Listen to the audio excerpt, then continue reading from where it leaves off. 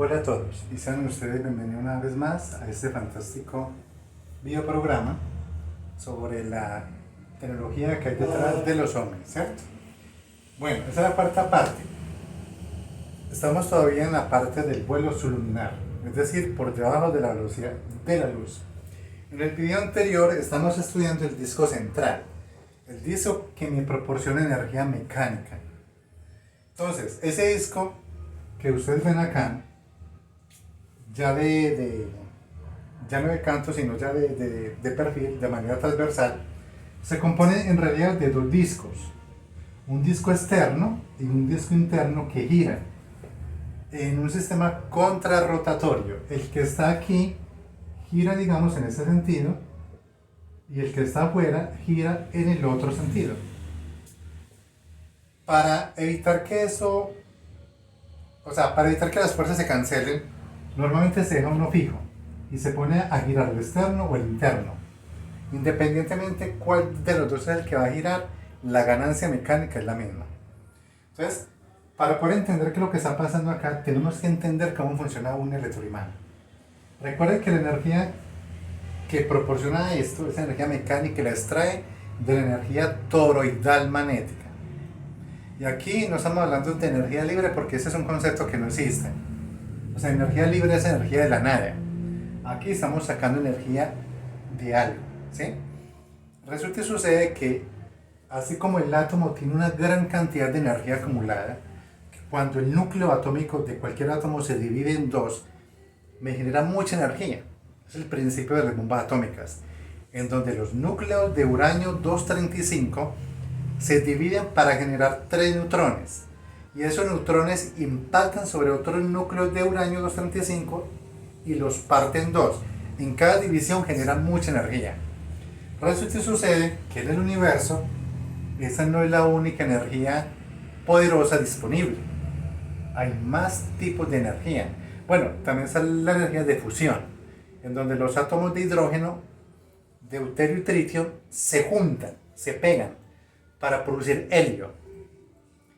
O sea, los átomos de hidrógeno se juntan para producir helio, que es el secreto de la energía del Sol, y genera muchísimo más energía que la del uranio 235.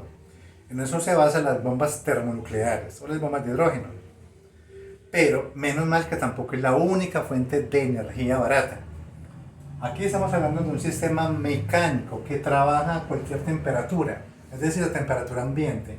No se necesita temperaturas criogénicas ni nada exótico. ¿Cuál es la razón de todo esto? Una nave, estamos hablando de ovnis, de discos, platillos voladores, como lo quieran llamar, necesita trabajar en todo tiempo. En todo tiempo. En todo tiempo y lugar. A temperatura ambiente, estar disponibles para despegar en cualquier momento, ¿sí? Y tiene que ser a prueba de fallas. Estos sistemas, estos aparatos tienen que estar a prueba de fallas. Y tienen que estar en capacidad de volar a cualquier parte. Entonces necesitamos una fuente de energía confiable y que no mate a los tripulantes. Que no mate a los tripulantes. Eso quiere decir que su fuente de energía no puede ser radiactiva. Porque si la fuente de energía es radiactiva, pues no tiene caso de llevar un ser vivo ahí. Ponemos un escudo para frenar la radiación, sí, pero los escudos son grandes. Aquí estamos hablando de algo práctico. O sea, la nave tiene que ser sencilla, pero al mismo tiempo avanzada. Por avanzada es fantástica, ¿sí? Entonces, vamos a entender el concepto de electroimán. Tengo, digamos, una barra. Esta barra tiene que estar hecha de una sustancia paramagnética. Eso quiere decir que funcione con el campo magnético de una manera fluida y lo amplifique. Hierro dulce, por ejemplo. Esto es hierro dulce. Hierro dulce. El hierro dulce puro es muy caro. Es muy caro, es muy costoso de producir. Entonces, vamos a poner acá unas espiras que envuelve este núcleo de hierro dulce.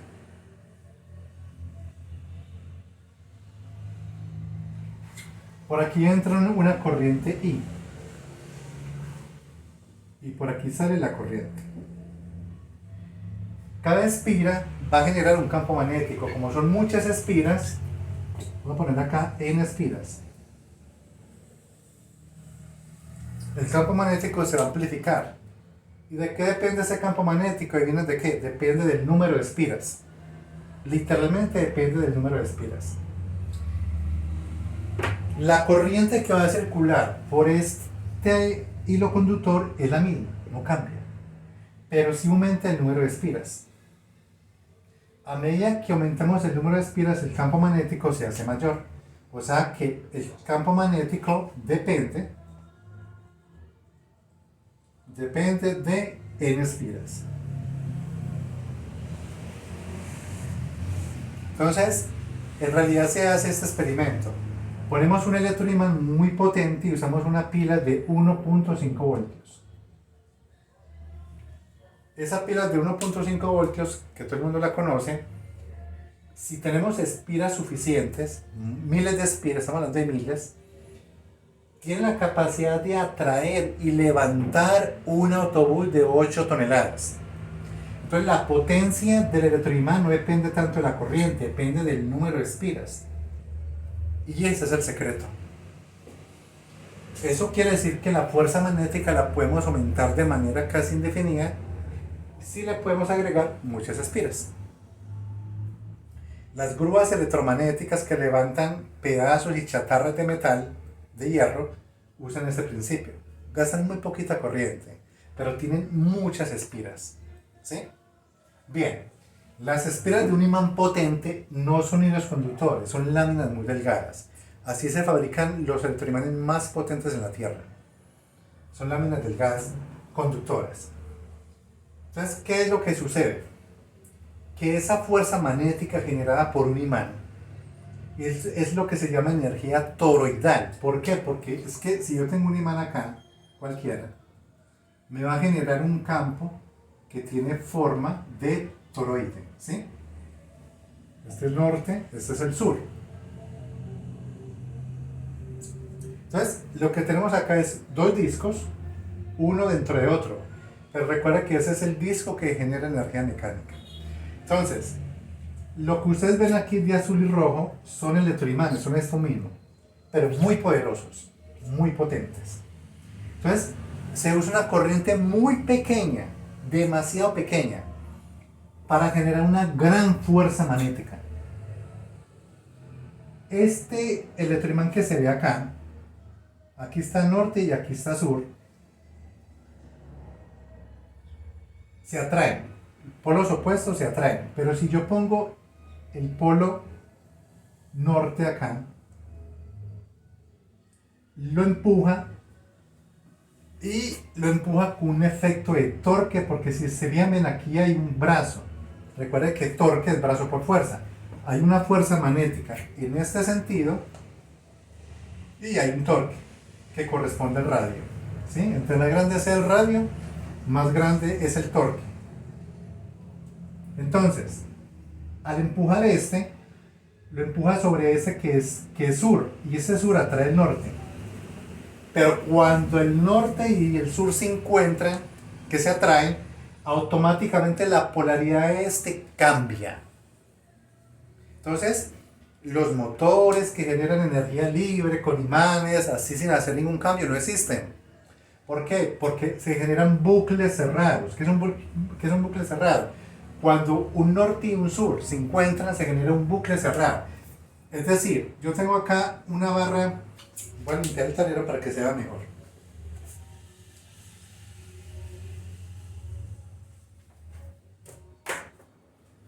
Yo tengo acá una barra norte y sur y lo pego con otra barra sur-norte. Pues bien, estos dos imanes que ustedes ven ahí se transforman en un gran imán y generan un bucle cerrado. Los bucles cerrados, así como se ven, no generan energía porque se cierra sobre sí mismo. Entonces, al cerrarse el bucle, el sistema se frena, se apaga. Por esa razón no se puede construir un motor de energía magnética que no se le haga ningún cambio y que funcione eternamente. No se puede, no funciona. ¿Listo? Pero si en el momento que se haga el giro cambia el sentido de la corriente, la polaridad también lo hace. Y al hacerlo, pues se va a repeler y el sistema sí se va a mover. Sí, lo que tenemos aquí realmente es el plano de un motor, pero no cualquier motor. Es un motor que tiene torque, mucho torque. ¿Sí? A diferencia de un motor convencional. Y depende de la longitud de esos electroimanes. Por eso es importante el radio del disco. La longitud de esos electroimanes, como vimos acá. ¿Por qué la longitud? Porque podemos meter más espiras. Entonces, hay un sensor que detecta el campo magnético y cambia la polaridad de la corriente. Recordemos que la corriente es muy pequeña. Y en eso se basa, por ejemplo, el motor Bruce Lee. El motor Bruce Lee trabaja así. El motor que usa los drones. Los drones usan ese tipo de motor. Funciona así. No usan escobillas. Cuando los polos se encuentran, simplemente un sensor cambia el sentido de la corriente y genera pues la rotación correspondiente. Entonces aquí tenemos una situación similar, pero esta vez la corriente que se usa es de excitación para que el sistema se maneje solo y produzca mucha fuerza de rotación, mucha energía cinética de rotación, y se hace a través del cambio de polaridad de corriente. Como la corriente es tan bajita, realmente está generando más energía de la que produce, entre comillas. Ojo a lo que estoy diciendo. Porque ¿cómo le parece que estos electroimanes en el tiempo pierden su magnetismo? En el tiempo. Entonces estamos extrayendo energía de una fuente muy grande, pero de un metal de estos, a través de un electromagnetismo artificial, es decir, con espiras, pero en el tiempo, estamos hablando de tal vez miles de años, esa propiedad desaparece. Porque ahí existen unas cosas internas que se llaman dominios, esos dominios desaparecen. Parece increíble que un imán permanente, por ejemplo, un imán permanente es que son los que se usan para pegar avisos en la nevera, pierde ese magnetismo a través de miles de años. Lo pierde. ¿Sí? O sea, eso no es permanente, no es para siempre. Por ese principio extraemos energía, pero durante miles de años con ese sistema. Entonces, alguien te puede decir, pero entonces estamos extrayendo energía. Sí, vamos a extraer energía. Ese sistema mecánico me va a mover otros dos anillos, otros dos discos. Uno para generar voltaje y otro para generar corriente, que ya son generadores, pero esta vez muy poderosos, porque recuerde que depende de la velocidad de rotación y la velocidad de rotación depende del radio. Entonces, una nave espacial que necesita corriente, mucha corriente, y necesita mucho voltaje. Pero necesita adicional a eso un aparato que active estos dos generadores, que es este disco. Y se llama energía toroidal. Entonces, así funciona el sistema. No se viola ningún sistema o sea, no estamos creando energía de la nada.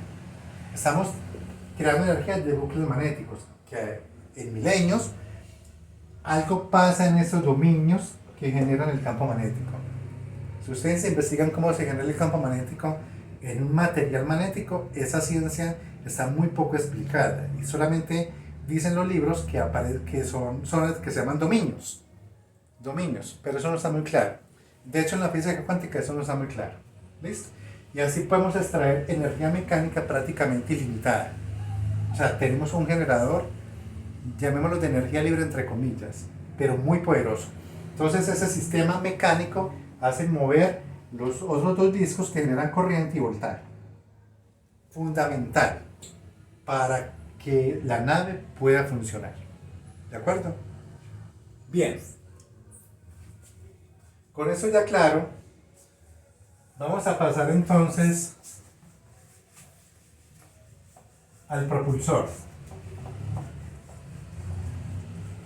Resulta y sucede que el propulsor es una esfera. No es cualquier esfera. La esfera está dividida en dos. La parte que está aquí abajo es cerámica. ¿Se acuerdan los circulitos que yo hice en el video anterior? Si este es el OMI, este es el aparato. Aquí había una esfera, aquí había otra, por aquí había otra y por aquí había otra. Esas esferas es lo que propulsa la nave, es lo que la hace levitar. ¿Listo? Algunas naves más pequeñas tienen el propulsor aquí, central, y esos dos de acá, que realmente no son dos, porque es que la estamos viendo de canto, realmente son varios. Y cada esfera tiene un empuje superior a 100 toneladas aproximadamente, o sea, son muy potentes.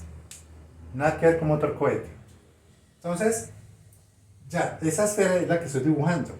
Realmente son dos semiesferas.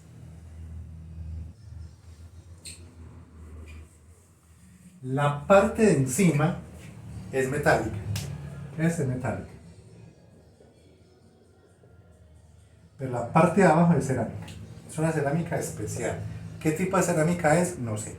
¿Qué tipo de metal es de arriba? Tampoco sé. El propósito de esto, de qué hay dentro de esta esfera, hay capas como de cebolla. O sea, una esfera dentro de otra. ¿Sí? Prácticamente una esfera dentro de otra. Y todas tienen la misma situación. ¿Qué se va a inyectar ahí? Mire que es una cavidad. Es una cavidad resonante. Y entre esas esferas que están adentro, hay un material que no permite el paso de corriente de una capa a la otra. Ese material es un material de cerámica también. Es como un relleno. Pero es un material muy eficiente. Porque los voltajes que se van a manejar internamente son de 15, 20, 30 millones de voltios. Y recordemos que basta 3 millones de voltios para que haga un salto de 1 metro. 1 metro en el aire, entre dos cables conductores. ¿Sí? 3 millones de voltios. Y acá esas esferas están pegadas a centímetros, algunas a milímetros entre sí. Entonces debe haber un aislante muy eficiente para evitar que el voltaje, que ya no son de 3 millones, sino de 20, 40 millones, rompa ese dieléctrico. Es un dieléctrico, pero muy poderoso. Lo que pasa ahí es que se genera una onda resonante. Se manda una onda resonante con un voltaje elevado, con una frecuencia elevada. Ese voltaje resonante genera una radiación electromagnética hacia abajo, es decir, de la parte cerámica hacia abajo. Si esta es la esfera y esta es la parte cerámica que está acá, se genera una radiación electromagnética hacia abajo, pero muy poderosa. No es cualquier radiación electromagnética, es una radiación de campo. Resulta usted que la radiación de campo es 2 billones, estamos hablando de billones, más potente que la fuerza gravitacional. Y tiene la capacidad de empujar esa esfera con una fuerza de cientos de toneladas hacia arriba. O sea que una nave realmente lo que despide para volar es como campo electromagnético, por llamarlo de alguna manera, pero realmente es campo eléctrico de alta frecuencia. ¿Sí? Es un chorro, haga de cuenta que eso fuera una antena y despidiera ondas electromagnéticas. Entonces la nave vuela usando ondas. No sale materia, no sale nada, pero sí sale una radiación electromagnética. Nos veremos en el próximo video programa para continuar. Muchas gracias. Este es un tema muy interesante. Muy interesante. Es un campo electromagnético lo que despide, ¿sí? Pero es un campo electromagnético de muy alta frecuencia. De muy alta frecuencia para generar el efecto propulsor. Muchas gracias.